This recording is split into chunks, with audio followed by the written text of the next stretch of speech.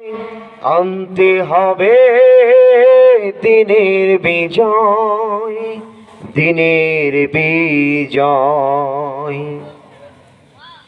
মানুষের সাথে যারা করেছে দুশমনি, করেছে বাড়াবাড়ি, দেশের বুকে তাদের হয়নি তো জায়গা, যেতে হলো মামার বাড়ি। মানুষের সাথে যারা করেছে দুশমনি, করেছে বাড়াবাড়ি, দেশের বুকে তাদের হয়নি তো জায়গা, যেতে হলো মামার বাড়ি। তাম বাংলার মুসলমানেরা দীর্ঘ 16টি বছর নির্যাতনের শিকার হয়ে